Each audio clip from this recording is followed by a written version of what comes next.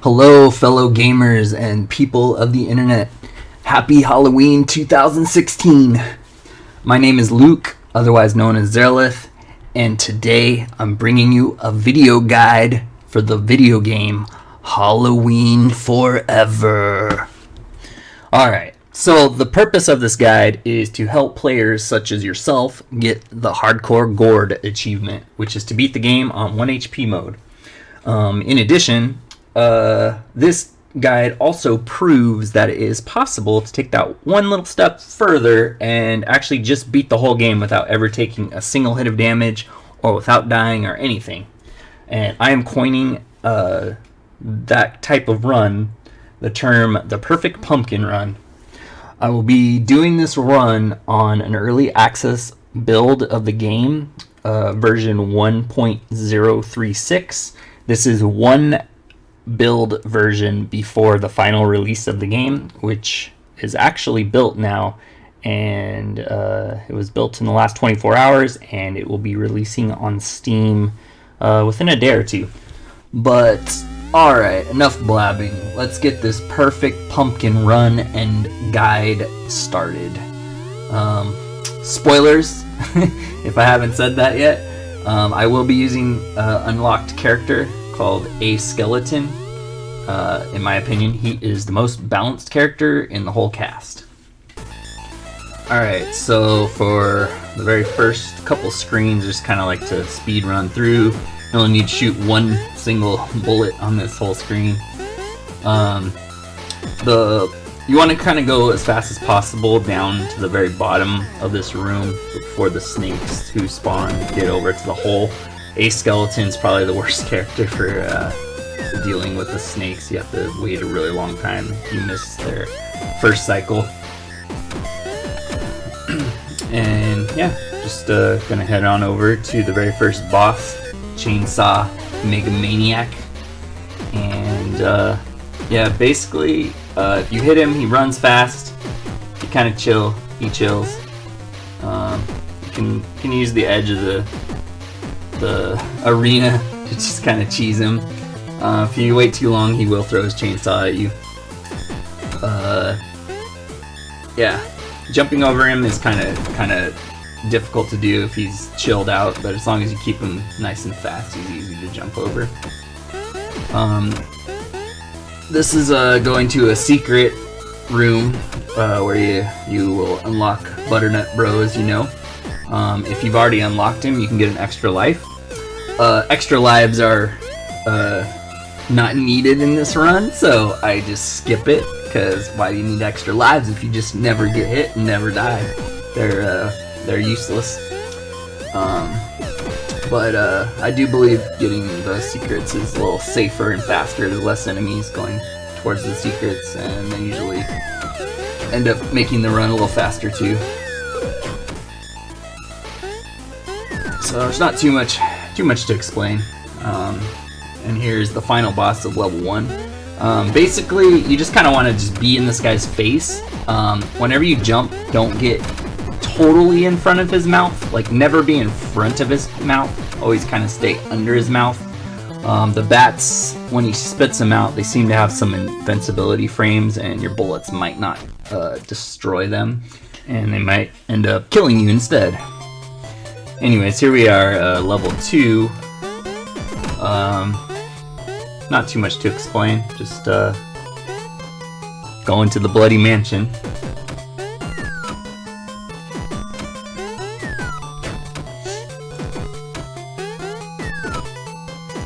One thing to note is if you're doing like a normal run, the skeletons that fall, if you kill them, they have a chance to spawn a heart, but if they hit the ground and they're destroyed by the ground, they never seem to spawn a heart.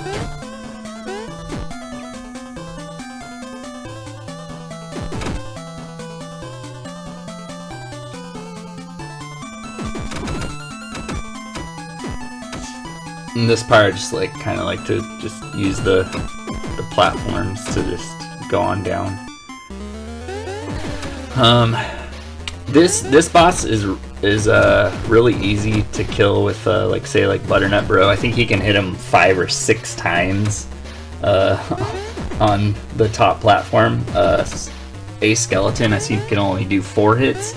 The one-hit runs are harder because if you take damage, you can actually do more damage. But when you only have 1 hit, you can't get hit. So have to kind of play that safe. But I did it pretty well. I could have hit him 1 extra time on the bottom, which could have shaved off a few seconds. But I'm doing safe strats here, not really speed running. And this secret goes to a skeleton, but I've already unlocked him. I'm already using him, and so yeah, there's an extra life there instead, which I'm just gonna teabag under it and just move on because I don't need extra lives in this run.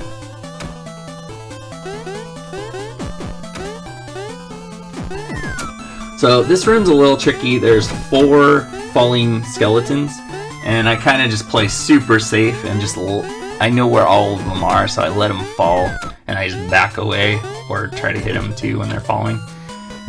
Just play super safe. I've tied really dumb to these skeletons when doing 1-hit runs, so I just do it kind of chill, super safe. And we're about getting to the final boss of the Bloody Mansion, which is the Red Devil.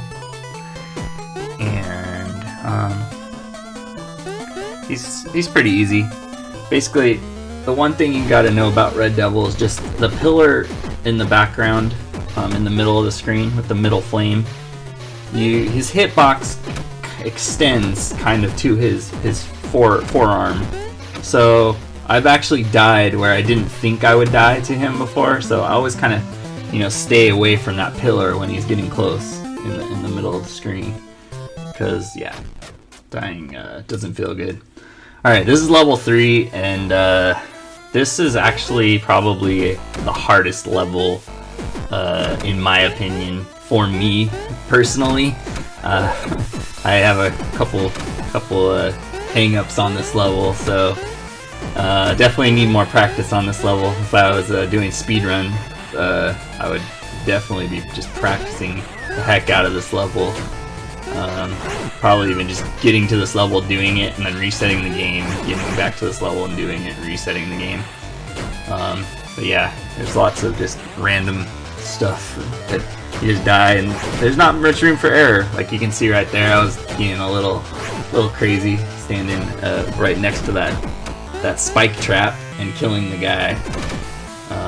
I've died down here multiple times, just letting these blocks fall. You kind of want to have the one behind you kind of halfway up the screen before you let the other one drop. I'm always worried about doing this part. You can go up to get a secret up above, but I didn't want to go on any secrets in this run, so I decided just to go straight through, which is, this part's actually kind of hard to go straight through when you only have 1 hit. You gotta just be super safe. And here is Eye Scholar, the mini boss or the mid boss of this level, and him you just go around in a circle. And I was kind of being funny there, pretending like I can actually destroy his eyeballs with my bullets, but you can't. In this build, compared to the last build, the eyes do explode a little faster after he shoots them out, which is kind of nice, makes him slightly easier. And then this part, we're gonna take the secret on over to Miss Witch, and Miss Witch actually has some tough sequences. Spiders I always try to ignore as much as possible. I'm not sure how many spiders actually hit in this run, but anyways, another extra life, don't need it, so just move on through. This part, you just gotta go fast. You just gotta be Sonic on this part. Just go. Just, you gotta do it on like the first cycle to get it good. Just go fast to get through it. With 1 hit, that part's actually pretty hard if you don't one cycle it.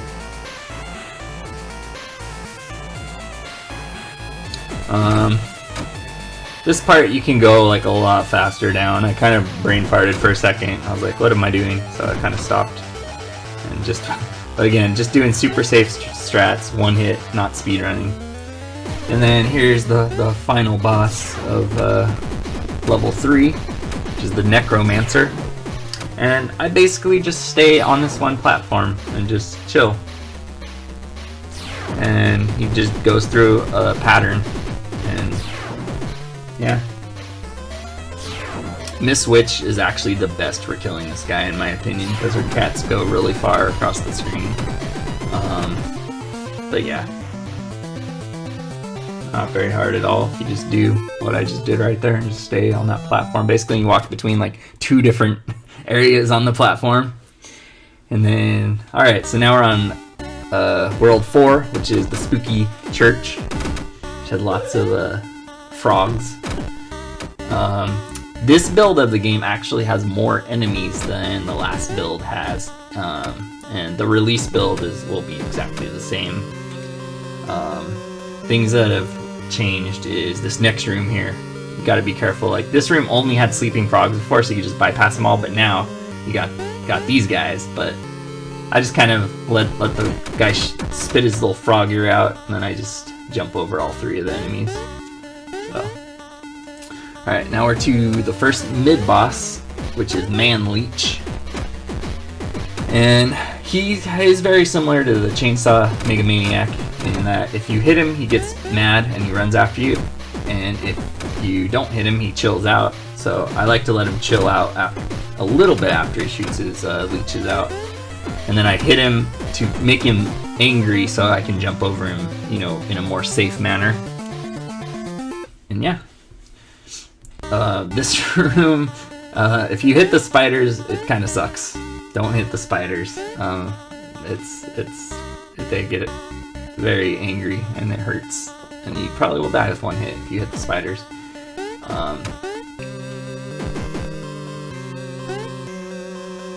Yeah, I don't know. I was trying to kill that bat and I just missed. That leech right there that I just jumped back, that guy has killed me so many times. You gotta be careful of that leech. In the release build of the game that just got updated like within the last few hours, which I'm not playing on right now, this room is a little changed. There's 1 less leech at the bottom, and you'll see there's a little bit of the geometry has been changed in that room as well. So when you play the game, the release version on Steam, and it, like today, tomorrow, the next day, you'll see that room is just slightly a little different. And this room, or this part in this room, I just went super safe on. It's a pretty scary room, and you'll have 1 hit, and the leeches are kind of random which way they want to jump at you when they come out of their little shells or whatever, their little blobs on the ground. So I'm just like super safe, super back and forth.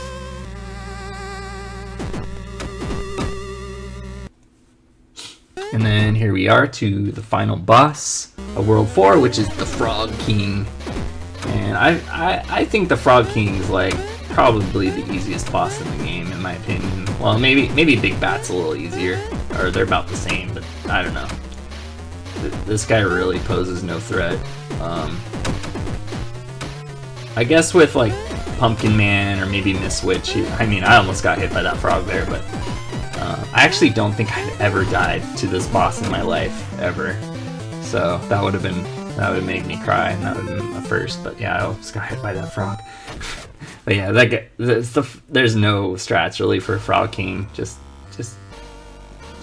avoid everything and shoot him. And here we are, World 5. This is the final world. It's called the Porphyry Palace. And yeah, it's pretty cool. I love the colors in this level, and even the platforms. Just everything's really cool in this level. Like little skull platforms. The enemies are neat. There's actually, in the release build of the game, there's 1 new enemy type in this in the Porphyry Palace, and it's a little well, I guess I won't spoil it, but it doesn't make it any more challenging, to be honest. I think there's 1 new enemy type, and they're placed, I think, 4 or 5 times in the release build. And this is where you'll meet him for the first time, right at the top of that ladder. But yeah, it's if you're hardcore doing, you know, 1 HP, you've probably played the game enough, and the new enemies in this palace won't pose any kind of threat to you at all. So even though they're not in this build of the game that I'm playing right now. And yeah, so here we're going to the blue devil. I don't know if he's the brother of the red devil, but here he's giving me a really easy pattern. The blue devil can usually do 3 different things. He can spit moths at you, he can run at you, or he can jump. Sometimes when he jumps, he can grab you in the air if you're up there. But yeah, I was on the ground the whole time. He did a really easy pattern. He just jumped every time. So I wish I could explain more about that boss, but he's actually a little harder than he looked right there. And I got super lucky on this run that I got such an easy pattern on that boss, and I was like blown away. So the rest of the runs, like after I beat that guy, I'm just like, oh, this is a cakewalk. I'm done. Like even the last guy, like the last boss, the final boss of the game, most people think he's super duper hard. People die on him all the time, but I'll just show you my strat. And he just basically, the final boss of the game goes through one single pattern if you just do exactly what I do, and he's really easy. Just a little time consuming. But yeah, before we get there, we gotta go through like maybe like 2 or 3 more screens. I can't remember. I go super slow on things. Those fires that explode, you gotta be careful sometimes. So a lot of the time I try not to kill them if I can just jump over them. I'd rather jump over them than kill them. It's the same as the spiders. I try not to hit spiders and I try not to hit flames. But yeah. Yeah, this part, it's tempting to want to kill all the spiders so you can do the platform, but I suggest you don't. You just wait there and then you just jump across that easily. And then this part, you actually do want to kill the flames. Just kill everything. I think I even killed the spider. I can't remember. I sometimes do hit the spider on accident here, but he's pretty well contained because the ceiling's pretty low. Okay, I skipped it. So, and here we are on the final boss. And if you just fight the final boss like I do, you'll be fine. Basically, use the map to your advantage. You have the lower level. I know it looks scary down there and there's lots of spikes, but you have to use the lower level. Like when he shoots out his green skulls and goes to the middle map, especially that big green skull, that's a pretty good cue. You need to go down to the bottom of the map where the platforms are and the spikes are, is when he's shooting that big skull. You don't want to get hit with it, so you jump down. And usually you'll be safe if you're down there. And you just go around in a circle and it's pretty easy. And that is the run. The perfect pumpkin run. Don't take any hits, don't die. Beat the game, and you will unlock the Hardcore Gourd Achievement as well if you did a run just like that.